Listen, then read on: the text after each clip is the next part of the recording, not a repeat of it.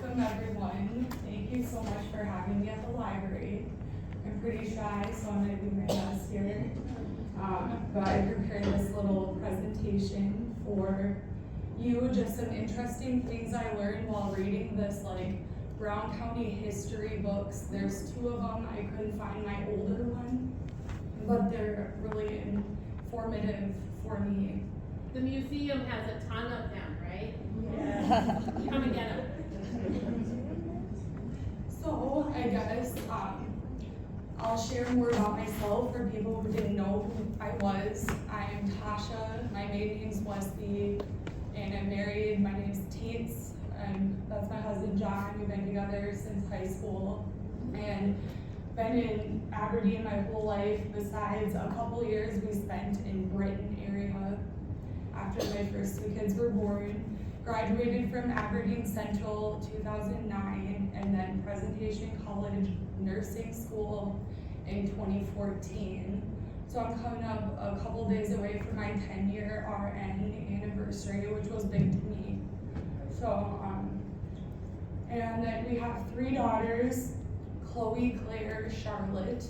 They're 8, 6, and 2 years old. And then we have a dog. And so, yeah, we keep busy, but for me, I just put this little stuff into pockets in my day. It's not all consuming. Well, I hope you don't feel that way. I think he does at times. So it's very interesting to me. So,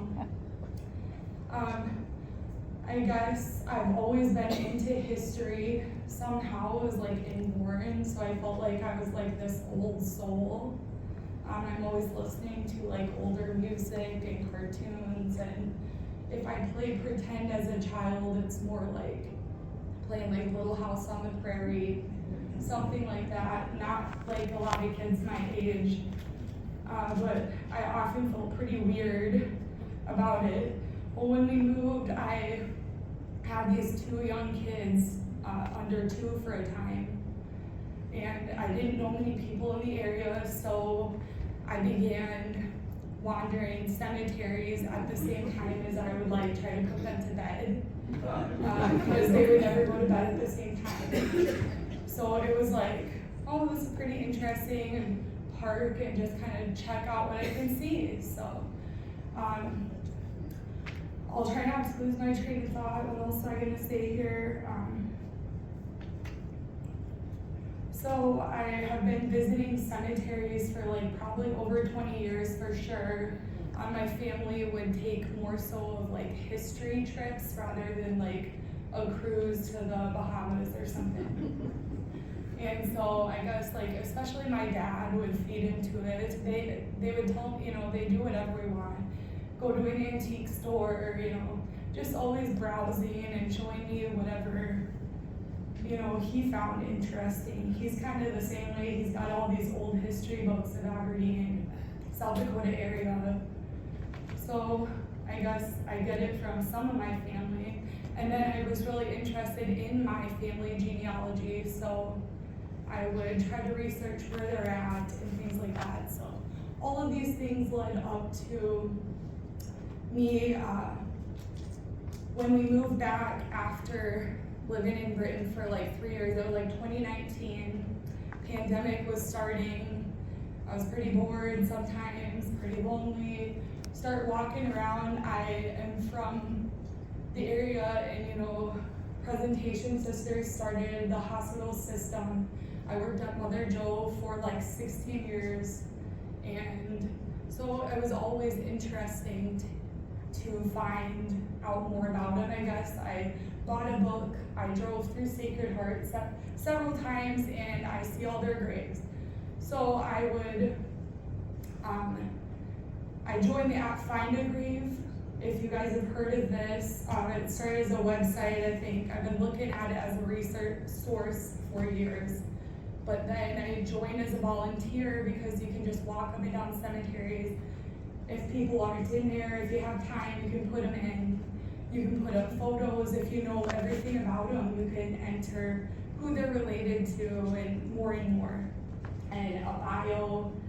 So I started with those presentation sisters, and I just kept going because I feel like I just get obsessed with stuff. So I just kept going, and I had to get everybody row by row, making sure they're on there and getting a picture. So after that time, I had like 1,800 people in the cemetery that weren't in there before, and whatever. But I thought it was cool. I felt accomplished by that, and I still, to this day, getting all these messages. Oh, thank you. I didn't know where so and so was buried. My grandma and my aunt, that was a nun or whatever. So it's like so rewarding because some people don't see the value, some find it weird, but there was more meaning to me. There's all kinds of meaning and worth for me. So that was during the time where I started Graveyard Girl, the page on Facebook, because I kept posting all the stuff. I knew I was driving people crazy on my Facebook. And I was on there a lot. Well, now I changed to just like going on that page instead of my old. It's just been like healthier for me to do, more interesting. So I guess that's what I'll start with. I just brought a few things. That's just like a board I quick put together. If anybody wants to look at that later. Here's books that are related loosely to I picked 10 characters that have local ties to Aberdeen and that surrounding area. So hopefully people find it interesting. And then like my page, it wasn't a huge deal. I was just sharing things here and there that I found cool, that I felt should live on somehow. And because that's part of the mission to me, like, people shouldn't just end at that point or whatever, and some don't even have a headstone. It's like driving by the cemetery on my way home from my grandma's house, I would always think this as a child. It's like these weird thoughts. I would be scared of the cemetery, but now it's like this place that I go. It's like a meditation zone. I like nature. I like listening to the quiet. And then but then here is a word that looks strange, but there are others like myself, and I guess people here are interested. But I joined so many groups on Facebook that are like others like me. I just hit all these cemetery, graveyard, and I just joined to like watch all this content and share what I found interesting as well as my own. And then I've met so many people, friends, family or friends who supported me, new people, strangers from afar. Like, it's been seriously intriguing. And yeah, it didn't take off very far. I would say maybe the first part was when I got asked by Troy McQuillan to do an article in Aberdeen Mag. And so this is it, and I posted it up there. It just describes more of like my mission or whatever, and some interesting things I thought. So, taphophile is one who has an excessive interest in cemeteries and graveyards. Passion and enjoyment for touring cemeteries that may include photography, visiting famous graves, research, reading. For me it's endless. It includes genealogy and whatever. It's not working. Oh yeah, I didn't hit over, but it's still not good. Maybe if I just scroll it. Still not good. Sorry, I'm technical not issue. sure, yeah.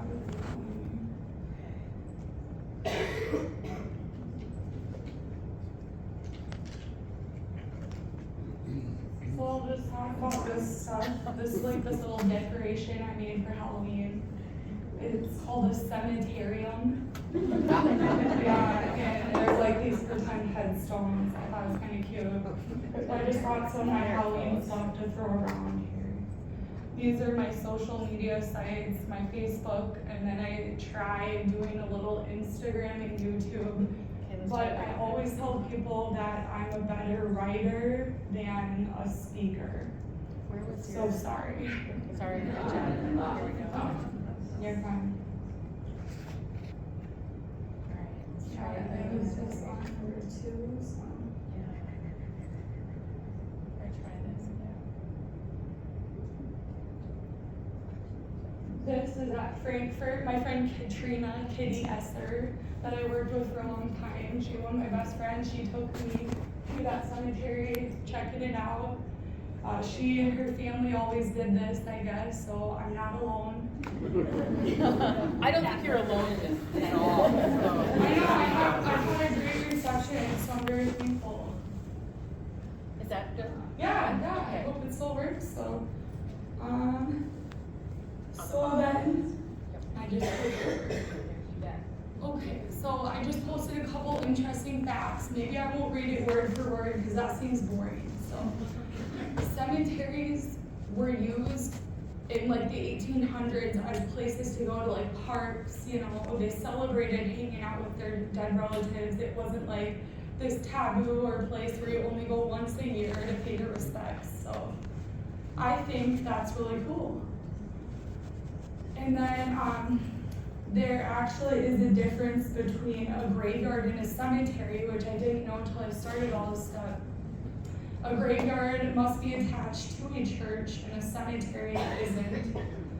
So a graveyard can be called a cemetery, but not the other way around. And then this statistic speaks to the rise in cremation versus burial. So I have seen multiple places concerned about, for one, people aren't being memorialized and stones, and like cemeteries are losing revenue to care for everyone. And then some people are kind of being lost in time. I even have people like asking me if I could find people. And there was a girl this week who was looking for someone who was cremated, and I told her if nobody wrote online or recorded where he's at, he may be in somebody's shelf somewhere. I don't know, you know, I'll look my best, but so that's that. Here's the facts that I found in the Aberdeen history books that I looked at and poured over, I would say. So the first funeral I found was in the winter of 1880 to 81. The guy's name was Mr. Peters. So I guess people had set up like kind of like a hobo shack, tents or whatnot. I don't know the terminology, I'm sorry. And they formed a neighborhood living north of the railroad tracks. Peter had a new wife, and that winter was hard from what I've read many times. So he ended up dying, I don't know what, and they held a funeral for him north of the tracks, west side of the grade.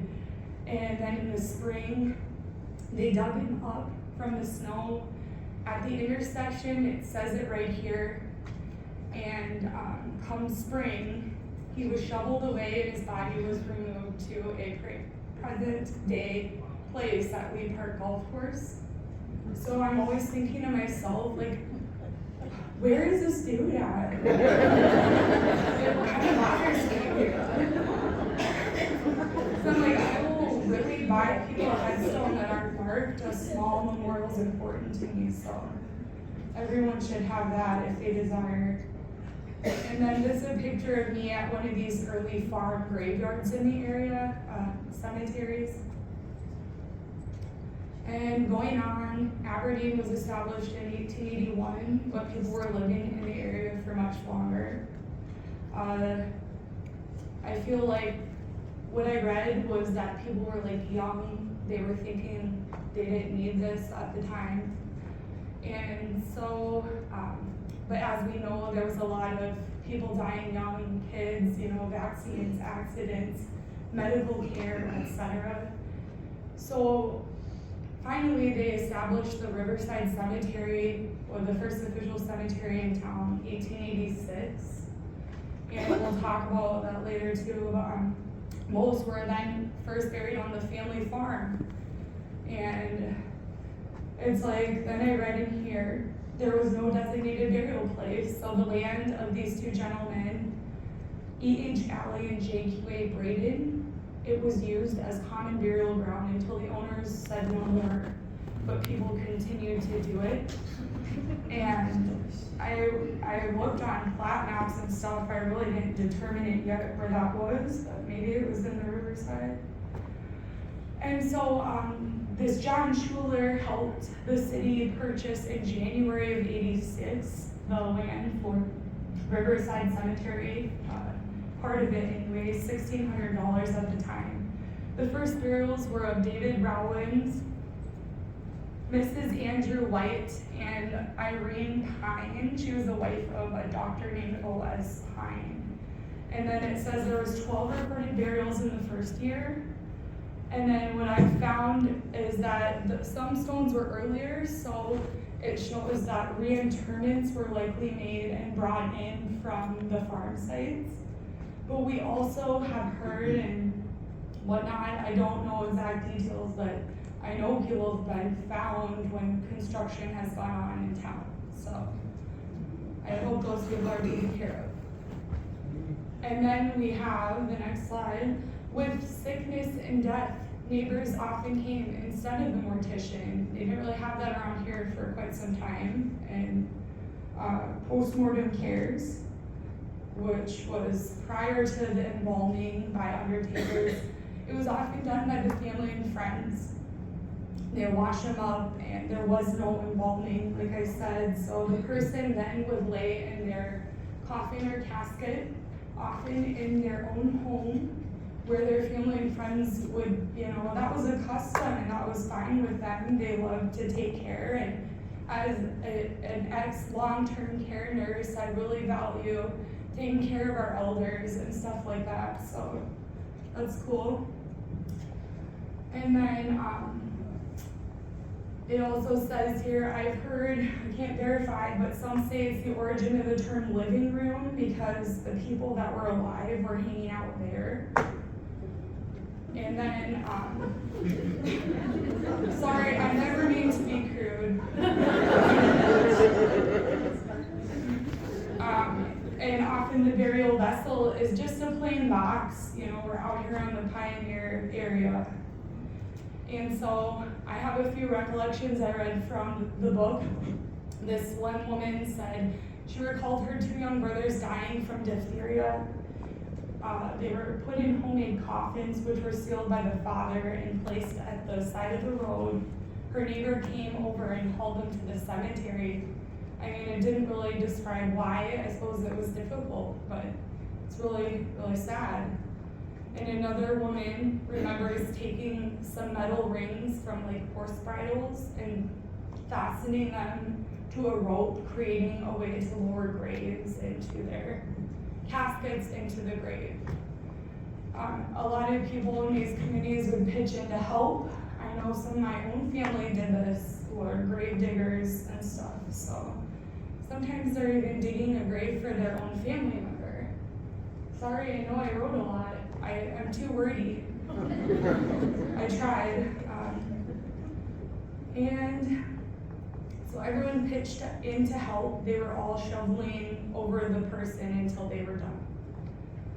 This J.W. Slater, he was the sexton at Rosehill Cemetery in Houghton.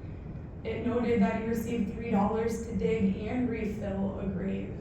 If family was unable to afford, then people in the township would take over. And there's always that place where people who can't afford it are buried. In Westport, the first burial was of a man named Grant Tooker, sorry if I ever pronounce anyone wrong. In the fall of 1883, a man named Mr. Albright died of consumption, or now it's called tuberculosis. And no one really wanted to dig his grave. But this Jim Tooker, who knows how old the poor man was, he was the father of Grant Tooker that had just died here. And he offered to finally dig the grave if somebody brought him the tools. Finally, everybody else said they were going to help him. Undertakers, funeral directors, morticians, whatever you say, were used later on, and they were often doubly employed as a furniture maker and salesman, because they could create the coffins and cabinets and furniture. Then a little more, Warner Cemetery established in 1886 on a 5-acre tract. When platted and surveyed by A.J. Pierce, graves of very early times were found along the banks of Moccasin Creek, not markers. So they left that area alone as a lawn space and purchased another tract of land, which is cool. Many Native American burial mounds are located throughout our region, and sometimes you can't tell. This is from an area near Wabe, Webster. So I just picked some photos that demonstrate. And so Aberdeen cemeteries were established. These are our 4 main cemeteries. Riverside is the first, was started in 1886. Sacred Heart, where I said I documented the nuns first, started in 1895. St. Mary's, 1908, and Sunset Memorial Gardens, 1953. Here on the next slide, I just put this epitaph that is pretty thought-provoking on my page, so I thought I would share. Pause, stranger, when you pass by, as you are now, so once was I. As I am now, so you will be. Prepare for death and follow me. And I first saw that written in Westport, and every variant I see is a little different. Some people got, it's like a local legend in their town that they see this, and they thought they were the only one. I'm like, I've seen this a million times. But that grave is out at Bath, just so I can say. And then we have a local author that came from town named Frances Cranberg Greenman. So I brought her book just to show, and I don't want to be morbid, I'm sorry, but this is just a quote. She talks a lot about how she visited cemeteries in Aberdeen, and I find it very interesting to hear the first-hand perspectives of people who are living in our town. That's really cool. So here's what she said. Sundays and I kind of condensed the quote. Sundays at grandmother's was always the same. Church, dinner, dishes, then a regular walk to the cemetery, where I would gaze at the graves of Auntie Pearl's blue babies, 4 tiny mounds side by side.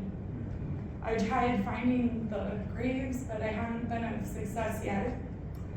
And Frances, she was born here in 1890. She does write a little more about visiting the cemetery several times in here, and then some experiences in Aberdeen. And that book is her autobiography called Higher Than the Sky, written in 1954. She died in 1981 and was buried in Lakewood Cemetery, Minneapolis. And she succeeded in becoming kind of an important portrait painter. Famous graves I've been to, a lot of people really dig the famous graves. It's not my favorite thing, but it's pretty cool. Here's Mount Moriah out at Deadwood. I can't click, sorry. And there's Wild Bill Hickok, Calamity Jane. We all have heard of those characters. Here is the Tomb of the Unknown Soldier out at Arlington National Cemetery, where I was when I was 20 years old. And what I found interesting is seeing the boot marks here, where they go on the same exact path every time. Here we have Sitting Bull. If you guys have heard of the story where they supposedly reburied the remains of Sitting Bull from North Dakota to Mobridge and encased him in concrete. And there's still a really big debate about whether there's so many conspiracy theories, but in the dead of the night, they had relatives that consented to doing this, and then a funeral director and some other guys had this big plan, and they went up and they reburied Sitting Bull in the 50s. So I've been working on a story for a year. It'll come. And then this is when I visited my husband's sister in Colorado. It's Buffalo Bill Cody. Am I saying that right? And Lookout Mountain. And here we have the grave of Washington at Mount Vernon. his original burial vault and where he's at now. So it's just a few things. And then the more important to me is finding my family.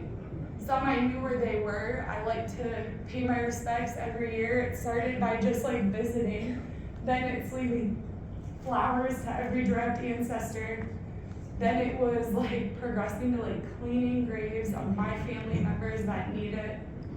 Such as this one here is, he's the son of my great-grandma's parents who are pictured above. I go there every year. I pay my respects to my great-grandma. I knew her, and it's evolved from, I seriously don't know how long I've been going, like 10 years I think.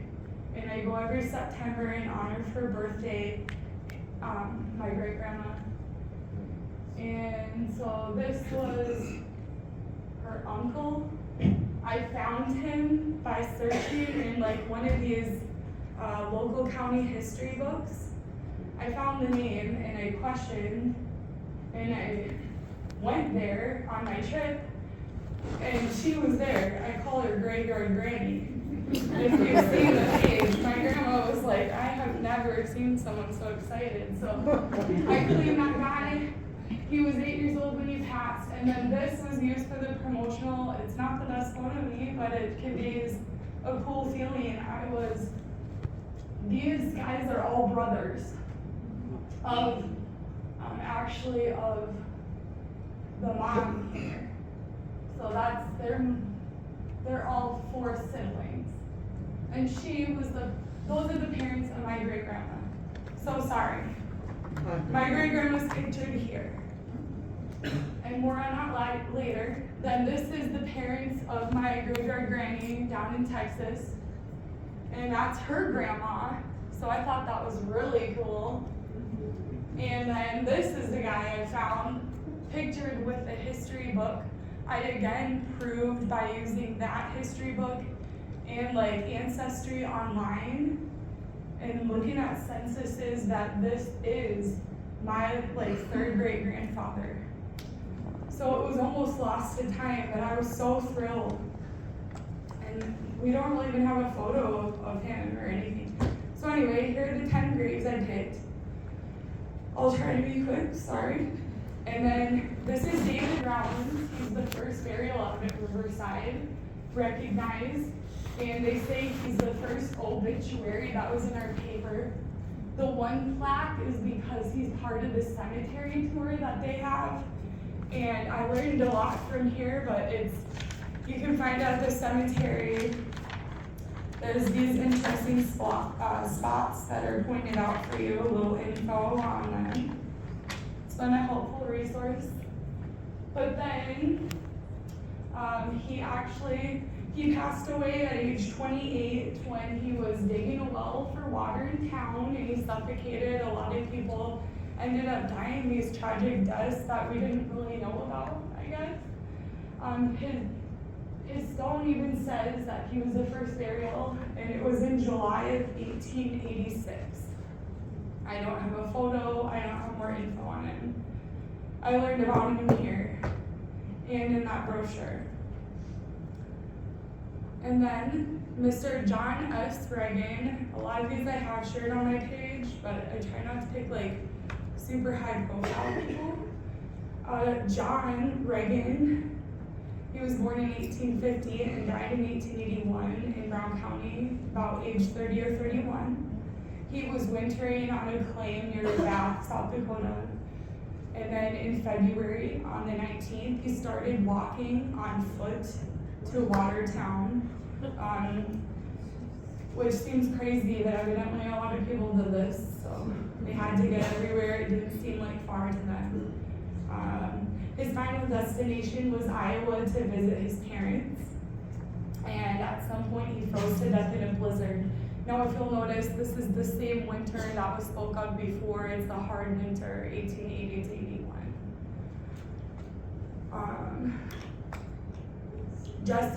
Okay, and I forgot to mention, but this isn't John S. Reagan. but this relates.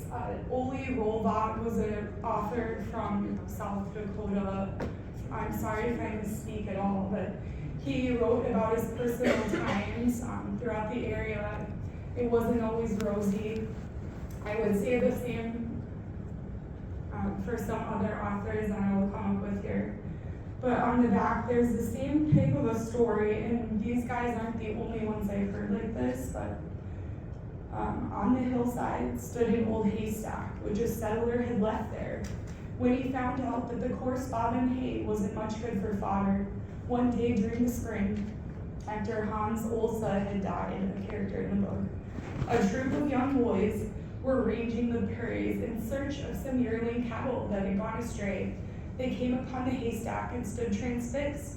On the west side of the stack sat a man with his back to the moldering hay. This was in the middle of a warm day in May, and yet the man had 2 pairs of skis along with him. One pair lay beside him on the ground, while the other was tied to his back. He had a heavy stocking cap pulled well down over his forehead, large mittens on his hands. In each hand he clutched a staff. To the boys, it looked as though the man was sitting there resting while he waited for better skiing. His face was ashen and drawn. His eyes were set to the west. So it's just pretty eerie to me. I love reading the local stories. Sorry, my mouth gets dry. So he was found near Rondell area, which is near Stratford. Rondell kind of died away. They in here mention he may have first been buried there, but I found him. Like, I was of course looking on Find a Grave. Where is this guy? I entered him when I walked the graves at Sacred Heart. So here's the photos. He's there, I presume. Then we have Jesse Garland Knapp. This came when I checked on Find a Grave. There's so many ways you can volunteer on there. You have to keep in mind it may not be accurate because it's just the average Joe like myself entering these things. But people are out there editing and stuff and adding and whatnot. So anyway, there was a photo request out at Lakeview Cemetery at Columbia. And I pulled up and her name was Jessie V. Knapp. And then, so I just took the picture, nothing of it. And I look, daughter of Mrs. Garland. I get to thinking, I know of Hamlin Garland, the author, and his history here. There's the Hamlin Garland Highway, etc. in the area. They homesteaded in the Ordway, South Dakota area. And then, Jessie is, I found out to be his little sister. So she was born June 6, 1869 in Iowa, died 10/11/1890 in Ordway. She was only 21. The cause of death was this malignant erysipelas. I never really heard of it, but evidently it's what's called necrotizing fasciitis, which is like a flesh-eating disease. It's pretty dangerous. So I guess it took her pretty quickly. She had been married about 1 year to a man named B.S. Knapp.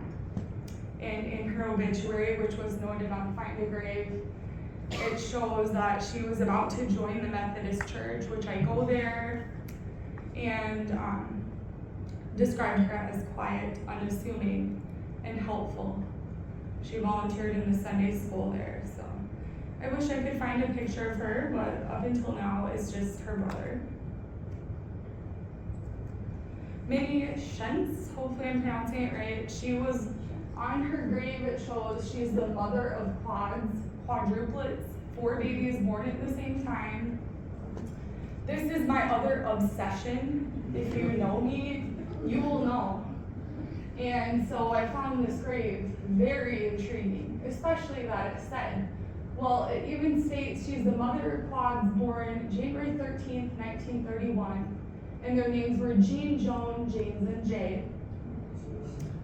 And that's a picture of them when they're like 3 years old that I found on eBay. This is where I located the dad in Frederick, South Dakota.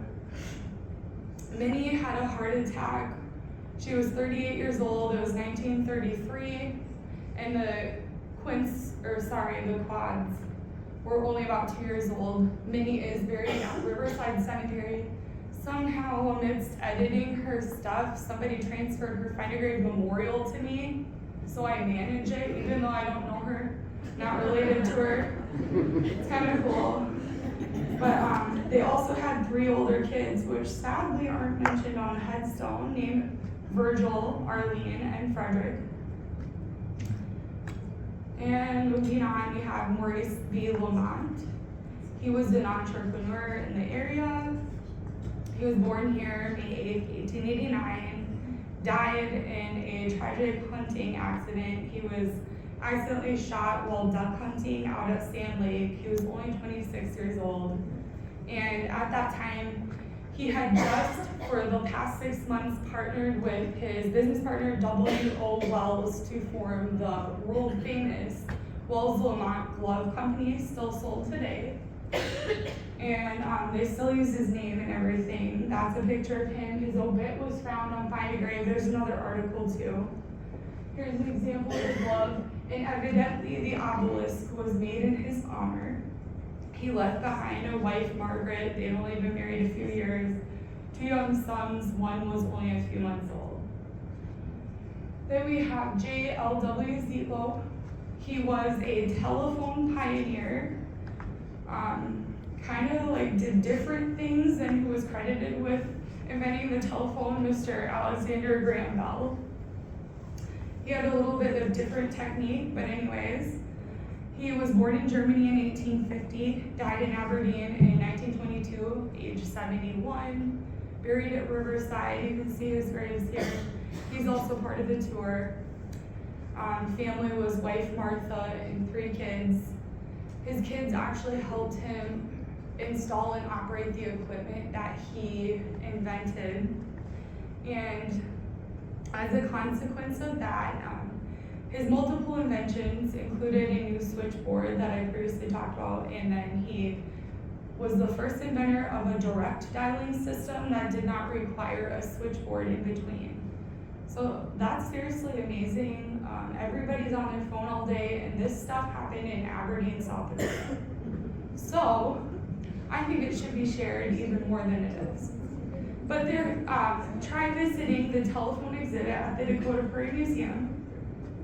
Couple of facts they shared: in 1890s Aberdeen, we had the greatest number of telephones worldwide, a ratio of 1 phone per 7 people, while in New York City it was 1 to 15, and the whole country was 1 to 22.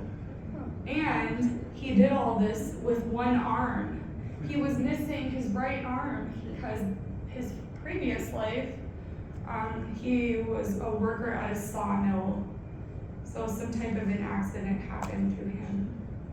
This is Arden J. Anderson. He's an unsolved murder case, some of you may remember, from 1983. He was born in 1921, and I'm forgetting to share, but this was the Shem's quadruplets. A primer was written about them by local elementary school teachers. I found out about Arden Anderson from a follower of the page, so that was cool.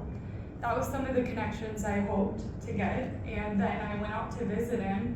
But he's in this book that my mom borrowed me of Unsolved South Dakota Cases, which is pretty intriguing.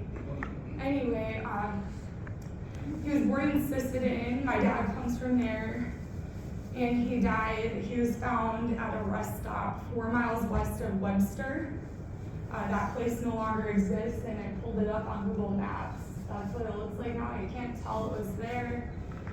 And he is buried at the Highlanda Lutheran Cemetery in Langford, where he was a member. It was so quaint and beautiful there. Like I said, an unsolved murder case. He was living and working on the family farm at Pierpont, and his parents passed away. His mom finally died in 1962, leaving him alone. And the thought was that he kind of wandered around his same local stops. He visited the local cafes. People kind of knew him. No one had a bad word to say, evidently. But he was known to have filled up his gas tank at 9:30 and the body was found at 10:05 by another local farmer. The wallet was missing, and that was thought to be the motive. Evidently, they beat him in the head and then shot him. So rest in peace to him. I wish they could solve these cases. It really bothers me. The Gage family, I have two examples of them. So we know Alfred Baum in South Dakota and Aberdeen here wrote the wonderful Wizard of Oz that a lot of people know, and most people probably know the movie. But we have lovely storybook land, and there's multiple connections to this Gage family, so I like to dig into it a little more. So first off, their mom was the famous suffragette Matilda Jocelyn Gage, and this is just a picture I pulled up. She's actually buried at New York. But anyway, I thought that's amazingly cool. And then she had 5 kids, including Helen, Thomas or TC, Charles, Julia, and Maud. Now Maud was the wife of Alfred Baum, who wrote the story of the Wizard of Oz. This is just a cool book that I read, and it's called Finding Dorothy by Elizabeth Letts. And very similar to Higher Than the Sky, it talks a lot about Aberdeen and the history, and I read it so long ago I couldn't even remember, but very enthralling book. And it's like proof that this really happened in Aberdeen, South Dakota. So, and they're also part of it, the tour. And like TC was one of the sons. He and his wife Sophie were the first church wedding documented in Aberdeen in 1885. And then L. Frank and his wife Maud aren't buried here. They're out in Glendale, California. They did live in Aberdeen for like 3 years, I want to say, in the 1890s. And it's thought that he gained a lot of inspiration for his writing of The Wizard of Oz from here. And then most everyone credits his niece, daughter of T.C. and Sophie from Aberdeen, who are buried here. Their daughter was named Dorothy Gage. And so it's one letter different from our known Dorothy Gale figure. And there's all kinds of thought on this, but she lived till like 5 months, and she's had multiple gravestones placed for her, and it was thought that, yeah, this was a way for her memory to live on, to name this character in her memory and stuff. So, but she's out in like Illinois, I want to say, yep.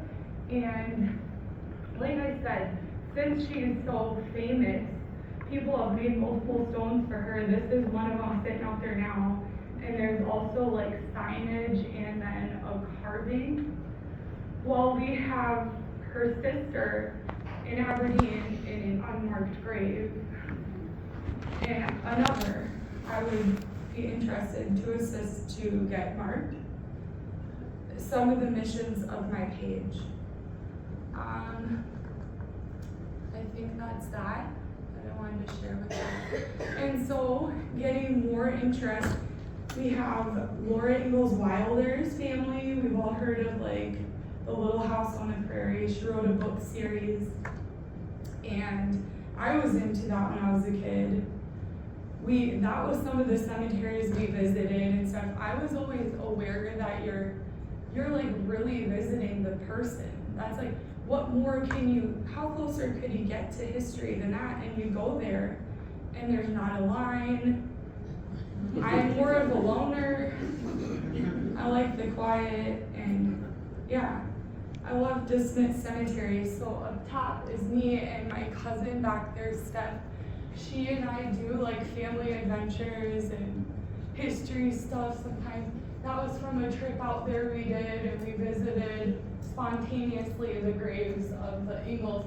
On the far right is the dad, and then in a row so all of her sisters are there, her baby son is there, and then actually Laura and her husband are at Mansfield, Missouri, along with Rose, their daughter, who they moved on from South Dakota. That's where they ended up. So they did have a son. It's kind of like a little known thing. It is mentioned in the book. I'm part of like this group, and evidently so many people don't know it's a book series. They think it's a TV series, and it kind of drives me crazy because I'm from here and I want to be accurate, but you can't spend all your energy arguing online. And it's like, some people think those characters and those episodes are real, they didn't even exist. But it's like, Laura did alter some of her stories, I think, to make it more acceptable, like a little rosy. So she talks in here about her son that was born. And she really doesn't mention a lot about him. She probably had some postpartum depression going on, but she was eager to get back to her older child that someone else was watching for her. Laura was doing her own work again one day when 3 weeks later, the baby was taken with spasms and he died so quickly the doctor was too late. To Laura, the days that followed were mercifully blurred and her feelings were numbed. She only wanted to rest and not think. So I found that interesting. That's like all she said about him. It seems, I looked at his obituary, and in the book she says he lived like 2 weeks, but it sounds like he may have lived closer to a month. And then the stone is actually what's called a cenotaph. So his body is in the cemetery, but the exact location isn't known. So it's kind of like a memorial. That's what a cenotaph is. It memorializes someone whose body's not actually there. And last person I chose, I don't know how to pronounce his name. So I'm sorry, I hate doing that. So I think his name is Azel Helgelien. If you know that name, is that right? Helgelien. Okay, thank you. So there was a famous serial killer by the name of Belle Gunness. Sounds crazy. I'll go into that story first. So she was a serial killer in LaPorte, Indiana in the years 1902 to 08. She killed at least 14 people, including at least 2 of her husbands and all of the children. Some were adopted. None were ever proven to be her kids, but she had like 6 or more kids. I mean, just a heartless woman. Anyway, after both her husbands were gone, she started enticing men by posting like single ads in papers. And then someone from Aberdeen answered her call. And his poor name was Andrew Helgelien.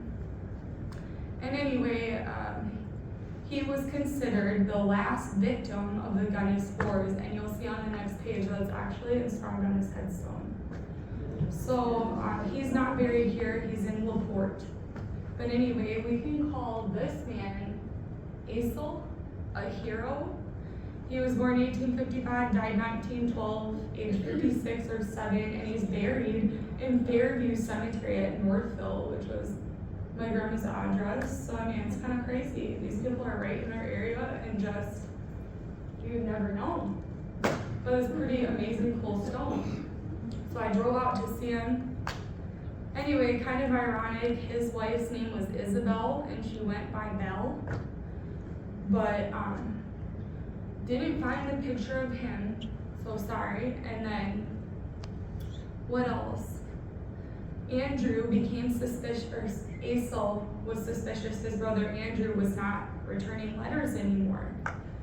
He traveled to the Gunness farm, and unfortunately he found and identified his brother's remains buried in a hog pen. And this was the end of her known killing spree. She burned down her house shortly after with some of her kids inside it, and it's thought she perhaps faked her own death because there was a corpse in there. Now, Miss Gunness was like a tall, wide woman, and the corpse of whoever it was a petite woman, and they had no head. So it was pretty indeterminate, but way back in that time, we didn't have a lot of technology or whatever.